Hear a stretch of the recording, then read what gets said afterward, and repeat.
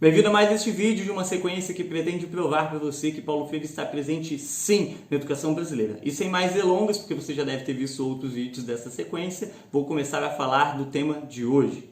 Se você já teve algum contato com salas de aula de sexto, sétimo ano, você certamente percebeu o mesmo que qualquer professor percebe, que os meninos chegam no Fundamental 2 já desestimulados, desinteressados, preguiçosos, sem qualquer vontade, né? Claro, estou falando aqui da maioria dos alunos, não necessariamente todos, é claro que há as exceções, então pare de me xingar antes de você perceber todo o raciocínio, antes de você acompanhar o raciocínio. Bom, você percebe facilmente nessas turmas de sexto e sétimo ano, alunos que não querem, não gostam de estudar, alunos que não têm interesse. Este é o tema do vídeo de hoje, o desinteresse pelos estudos também como consequência de Paulo Freire. Os vídeos que você viu até agora, eles são em indicações objetivas minhas, a partir da minha análise do livro Pedagogia do Oprimido, de como Paulo Freire tem atuado também na educação brasileira e sempre negativamente. Neste vídeo de hoje, eu quero te apresentar uma interpretação de um aspecto mais subjetivo, de como ele também estaria presente aqui.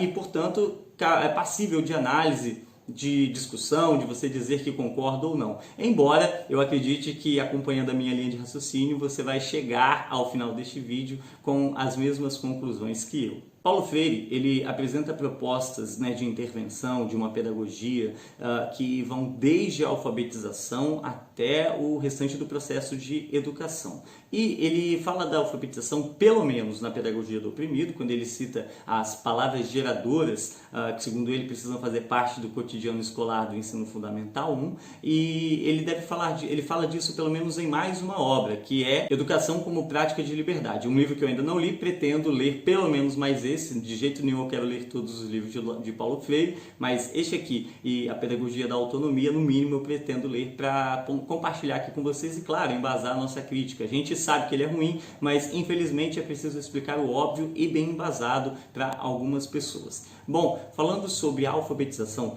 Paulo Freire ele tem teorias sobre a alfabetização que se relacionam com o socioconstrutivismo, que, via de regra, é aplicado na maior parte das escolas brasileiras já há algum tempo. Muito embora dados internacionais, pesquisas internacionais na área da neurociência já comprovem que os métodos de viés global, como o socioconstrutivista, eles não são realmente funcionais na vida do menino, na formação do menino, principalmente no processo de alfabetização. O método de Paulo Freire ele está relacionado sim aos métodos globais, ao método socioconstrutivista e o que a gente percebe nos alunos, os nossos alunos, o que os dados revelam sobre a falta de capacidade de interpretação de texto, sobre alunos que não sabem ler, sobre aquilo que a gente chama hoje de analfabetismo funcional, é que a consequência dos métodos adotados hoje é jovens que não conseguem ler, que não conseguem interpretar, que não conseguem entender aquilo que estão lendo. Como isso se amarra ao tema que é o desinteresse pelos estudos? Bom, a questão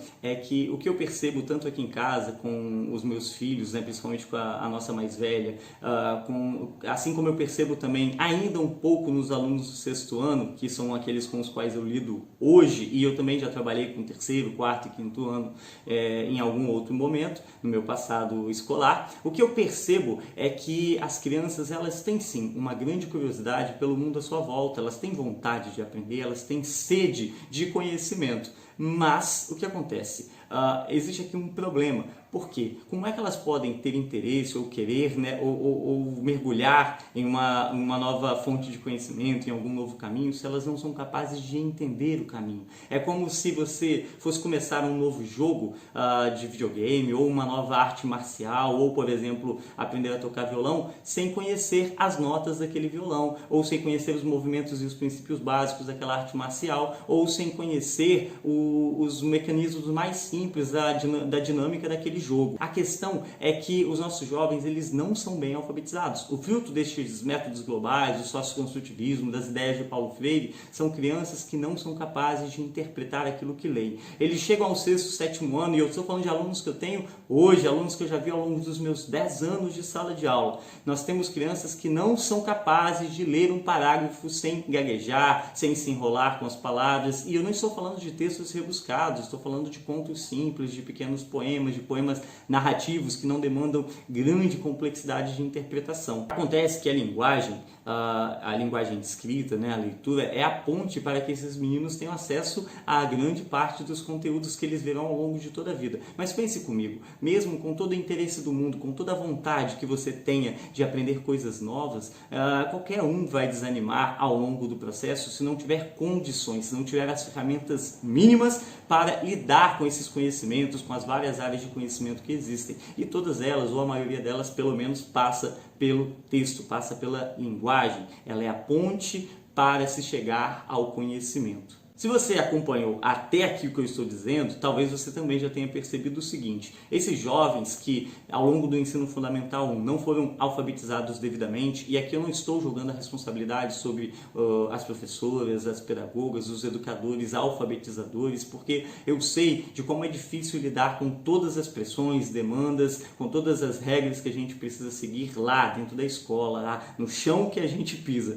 Aquilo é muito difícil. Então, longe de mim aqui querer condenar os alfabetizadores, condenar os professores das séries iniciais. O problema é de sistema. E eu sei, inclusive, de problemas, né, de você não poder aplicar determinadas técnicas de pré-alfabetização ou de alfabetização nos sistemas educacionais, porque existe grande pressão das secretarias e superintendências. Aqui em Cachoeiro de Itapemirim, minha cidade, existem questões que eu ainda vou trazer para este canal sobre a pré-alfabetização, mas você vai segurar mais um pouquinho porque não é o tema do vídeo de hoje. O que eu quero mostrar para você é que essas crianças que foram desenvolvidas ao longo do Fundamental 1 com uma base muito precária de alfabetização, de capacidade de ler, ela vai perdendo ao longo dos anos esse interesse pelo estudo, pelo conhecimento, esse interesse pelo aprendizado. Claro, isso está associado a outras demandas hoje, a outras questões, como por exemplo as tecnologias hoje,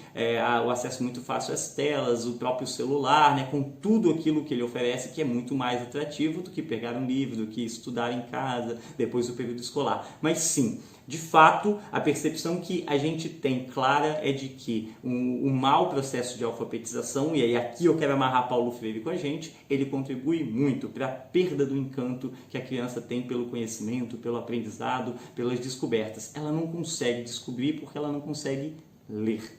Dessa forma, Paulo Freire é sim responsável também pela perda do interesse, pela perda do encanto das crianças pelos estudos ao longo do processo escolar. Eu pago o preço nas salas de aulas hoje, assim como tantos professores, porque essas crianças não conseguiram ter o acesso que gostariam ao conhecimento, à alfabetização lá no período da alfabetização. E aqui eu quero mais uma vez registrar, você, meu amigo professor que está me assistindo, que eu não tenho nada contra você e o seu trabalho, muito pelo contrário, nós somos enganados, a nossa faculdade foi muito ruim, os conteúdos foram muito ruins, a gente saiu de lá sem saber de fato que tipo de propostas ou possibilidades teríamos sobre alfabetização, educação, uma educação de verdade para as crianças. E aqui, inclusive, o caminho que eu quero fazer neste canal é oferecer para você, educador, para você, pai, um pouco de ferramentas para a gente construir uma geração de crianças um pouco melhores, tanto na sala de aula como em casa. Te agradeço se você ficou até aqui, ainda vai ter mais vídeo nessa sequência sobre Paulo Freire e as suas contribuições super negativas para a educação, então eu te espero no próximo vídeo. Um abraço!